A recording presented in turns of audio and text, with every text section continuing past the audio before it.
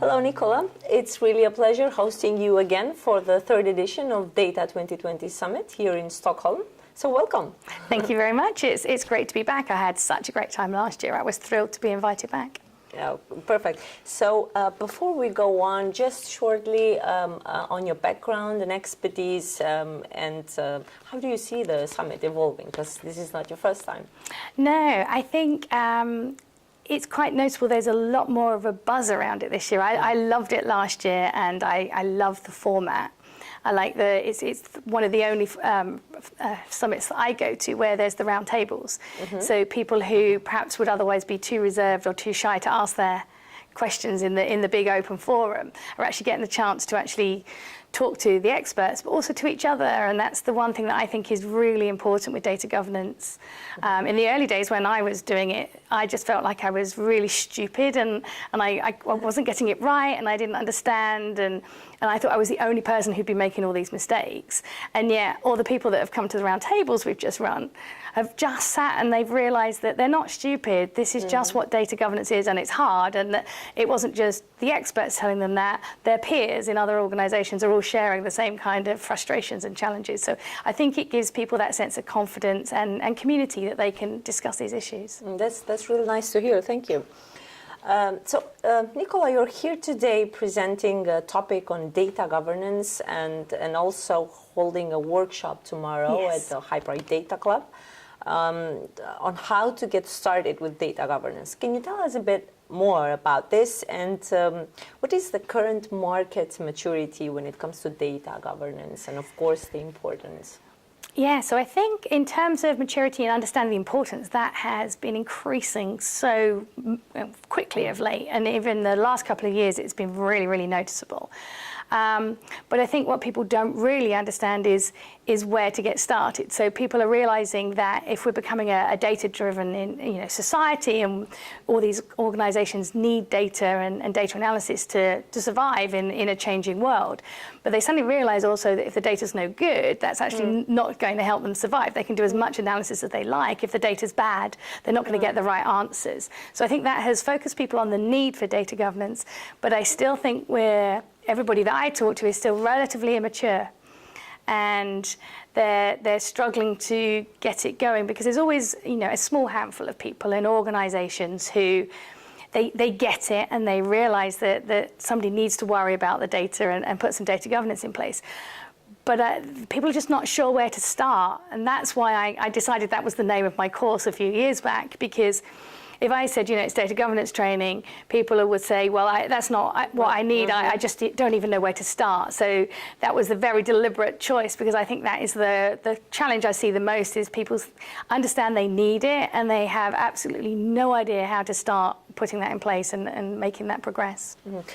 Nicola, you presented, you just finished the roundtables and the panel discussion on the CDO track. And so one of the main focuses this year is the establishing a CDO role within the company. Yes. But going back to data governance, is data governance under the CDO's responsibility? So I think if you've got a CDO in place, definitely it shouldn't go anywhere else, because I think a CDO should be the figurehead and sponsoring data governance. But I think you have to also look at the converse of that, is not everybody has a CDO, and that doesn't mean you shouldn't be doing data governance. But perhaps if you don't have a CDO, at least embarking on data governance might be the first few steps to lead to ultimately having a CDO. Okay, Nicola, recently we've been hearing a lot about information governance, and there's been a bit of confusion about the difference between data governance and information governance. So, and you're an expert in the field, so could you please reveal us how do they cross-collaborate with each other?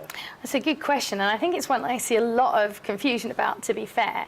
So I think the purest way, or the way I like to think of it, is that I do data governance, so I try and get people to look after the individual building blocks of data. So if you took, for example, like a date of birth, so we could have a date of birth, and that in itself is a piece of data. And data governance is about getting that date of birth right. But information is when you have data in context. So it's if I would have information when I knew that it was actually your date of birth, because it's part of a record about you. rather than just a random date until it is at that point. So the way you should think about it is actually it's the same principles in understanding it and proactively managing it, but it's far better to get the building blocks right and then the rest just naturally follows on. What I've noticed even in here today is a lot of people use the word information when they mean data. And I don't have a big problem about it, but I think they sometimes choose it just because they think it sounds perhaps more acceptable to the business or more sexy, whereas data governance sounds quite dry and dull. I don't think so, but there is that perception. It's good to know that there is actually a difference. Okay, another aspect mentioned today, it's the data quality. So an important part of data governance, which helps ensure that data is accurate, is consistent, and fit for purpose. So how can we align those two parameters, actually, data quality and data governance? So I actually they complete each other. Yep, I actually like to describe them as being symbiotic. You shouldn't be doing one without the other. In my experience, I found loads of companies that do data quality without data governance. None, strangely, for doing data governance for the fun of it. But what you do find is that if you have data quality without data governance, what you actually end up with is kind of tactical solutions at best, because you don't have a framework of roles and responsibilities, and you don't have some processes to make sure you approach things consistently. So we have a data quality initiative and we decide that data is wrong, but we fix it usually at the point that you're consuming it. So you end up with lots of initiatives that are like fixing data or cleansing it as you put it into a new system, like a data warehouse. But if you fix it there, you have to keep fixing it there, because every month when you update that data again, it's still wrong. Or if you go back and get the old data, it was still wrong and you have to fix it again. So you either don't fix it properly anyway, because at that point you're probably doing default values like adding a date of birth in where there was a missing one. But actually data governance makes you go back and fix the problem as close to the source as possible. And you have roles and responsibilities with data governance around that data and that data quality. So you've got the right people to go to make those decisions, to decide and identify that actually that was to do with training and people have been trained not to enter some data that was really important. So instead of keep cleansing and fixing here from a tactical point of view, we can be a bit more proactive and strategic, if you like, and go and fix it at the start, so it never goes wrong again. So that's how they should work together. One final question, Nicola. What would be your short recommendation on starting with data governance and how to get it sustainable? I know it's a wrapping up question, and you'll be like conducting a whole training about this, but just in few points. I think the one thing for both of those, both for starting and for keeping it sustainable, is being very, very clear why you're doing it.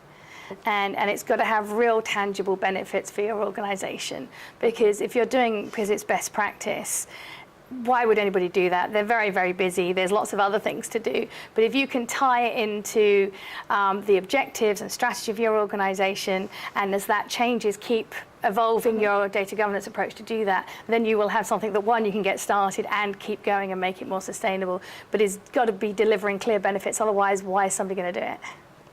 Exactly. Nicola, it's as usual a pleasure. Thank you very much for being part of this edition of Data 2020. Thanks for the training tomorrow that you're going to be conducting, and of course for the interview. It was my pleasure. Thank you.